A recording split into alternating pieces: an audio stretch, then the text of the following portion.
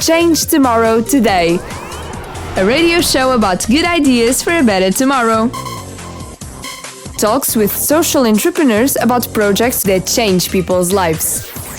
Change Tomorrow Today, a Rádio Miúdos.pt production for the European Investment Bank Institute. Hi everyone, this is Beatriz from Portugal. I am a radio producer at Rádio Miúdos, the first Portuguese radio station for kids. Here we do our own shows and produce many subjects all in Portuguese. But this time we change tomorrow today. This is a radio show about change, about new ideas who bring people happy, together and with a better future. We are talking to people with good ideas, people who acknowledge the problem and came up with a solution. And our first program is the story of CloudCuddle, or how a student of medical engineering in Holland is helping a lot of families with handicaps children sleep better. Change Tomorrow Today.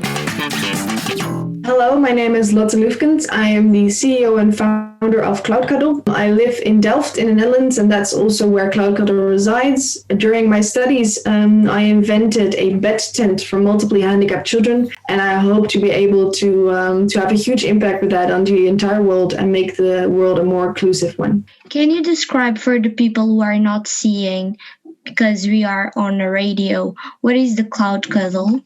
Yes, the CloudCuddle is an inflatable bed tent. So you have to imagine that if it's not inflated, it just fits in a standard weekend bag. Then you sort of as a sheet, you just pull it around your one person size mattress, which is usually 90 by 200 centimeters. And then you pump it up and you sort of like 4 legs that come together in the middle of the mattress that stand up like 10 poles around your mattress. Between those 10 poles, so to say, is the which makes it a breathable product, but also that you're still able to see the outside, communicate with the outside, but which keeps you safe inside. And it just really looks and feels like a comfortable tent because of that. Comfort and safety are very important features for the people looking for a CloudCuddle. Families of handicapped children. It enables families with multiply handicapped children to sleep away from home. Because these children, due to their mental and physical handicaps, have to sleep in usually big wooden beds just to keep them safe inside. If they have an epilepsy attack, for example, or to make sure that they are not able to escape from their bed because they have no sense of danger.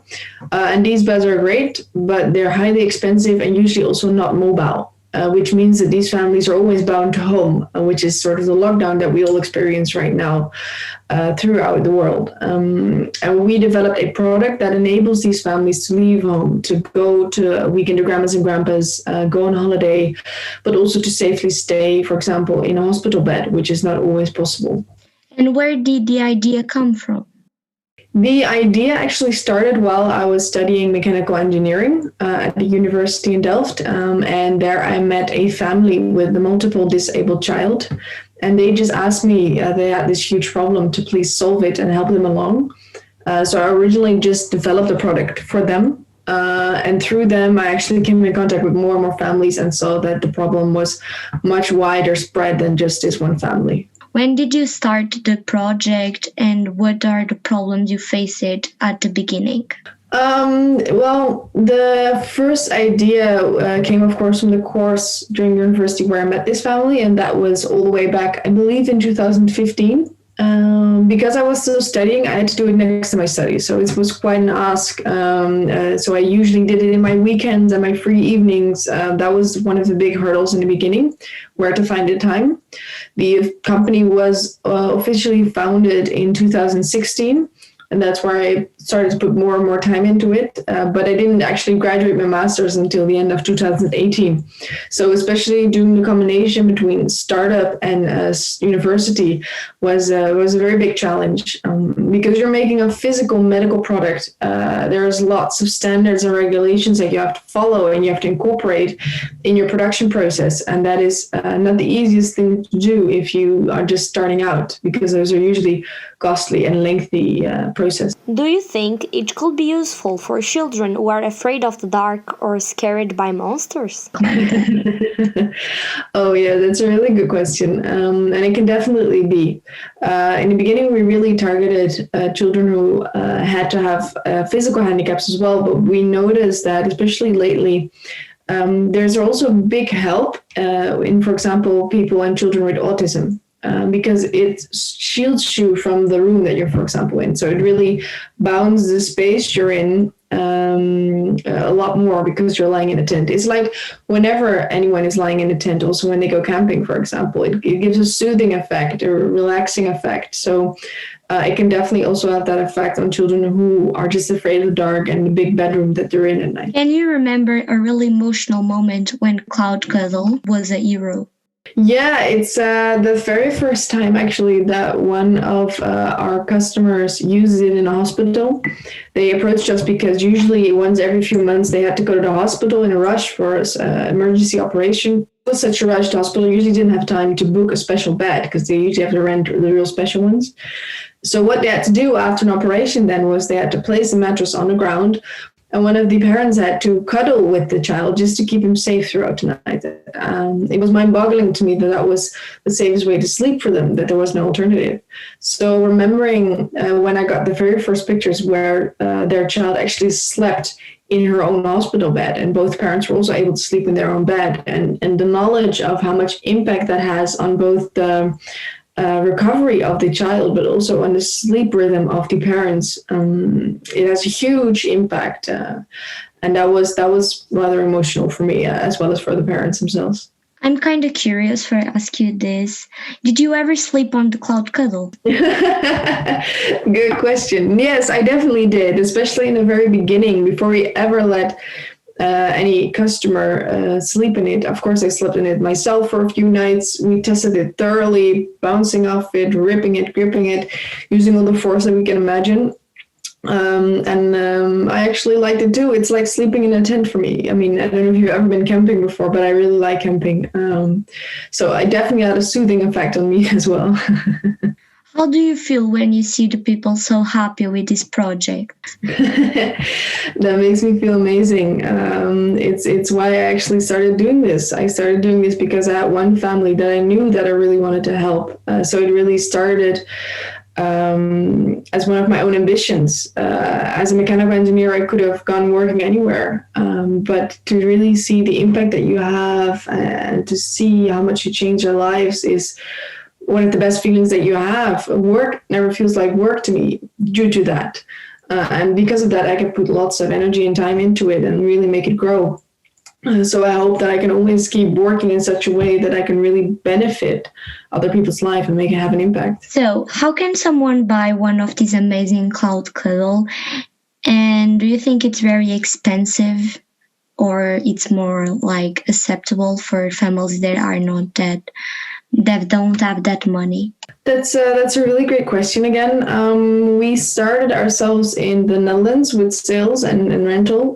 We quickly expanded that to Belgium, but we're also now setting up dealers in other European countries, mostly because we don't speak the language and don't know the culture in other European countries mostly. And the interesting thing in this is because you're working in the handicapped sector, everything has to follow an enormous list of standards and regulations, and you're working for a relative small market. So you're not able to produce these and sell them for 50 euros a piece. So we sell them for 900. And the thing with that is that it's much cheaper. You have to imagine that most beds that they usually use at this moment, usually the beds that they, for example, have at home can easily cost up to 10,000 euros. But what we try to do, especially in the countries that we already know the system, is try to help, especially when you're talking about families, with reimbursement. So, for example, in the Netherlands, it's usually reimbursed by municipalities. And in Belgium, it goes more via the national system. So per country, it's interesting to look at how usually are these type of products for handicapped people reimbursed, and how can we help the families reach that reimbursement. That's one of the things that we really try to focus on as a social enterprise, to just really see how can we help them reach that so that we can make that impact on their lives. Having an impact is of a paramount importance for all social business. It's not only profit, it's people's comfort and satisfaction, in the case of the CloudCuddle. We spoke to Jürgen, a father who is now using CloudCuddle for his handicapped son. Yes, well, the CloudCuddle has been amazing actually for us. I mean, our son, he kept us awake night after night, making all these sounds, bumping them bed, and keeping himself awake as well. Every night, 1 or 2 times, he would wake up, and it really did not better the night's sleep of everyone in our family. But well, since we have the CloudCuddle, he just sleeps through the night, every single night, and that doesn't mean he gets his sleep back, but also I myself, of course, and my wife as well. So that's just amazing. And even a few weekends ago, he was able to sleep at his grandparents' house, and well, that was just unimaginable before, because well, I wouldn't do that to my parents. But well, with the CloudCuddle, this is just a possibility. So yeah, it just gives us back so much, and it's so totally worth it. The CloudCuddle, yeah, we're just very, very, very happy with it. Thanks, Jürgen. As you all listened, Jürgen has now good nights of sleep and also his handicapped son, thanks to CloudCuddle. Change tomorrow today. What would you say to the people who are now starting a business on social innovation, and where is the main difficulty? When you're just starting out, make sure that you speak to as many people as you can. It's especially who have done these type of businesses. I mean, no business is the same, but it can be really tough starting out. For example, for us as a medical product, there's so much that you have to think of that you're not aware of if you've never had an enterprise before, that I was certainly not aware of. So really contact your Chamber of Commerce, for example. They really help you out. And most of all, just do it. Don't be afraid. I mean, when starting something like this, what do you have to lose? You can mostly gain so much by helping others. And if it doesn't work out, then you've learned a lot, and you can use those lessons in, for example, trying out a new enterprise, which might work in the future.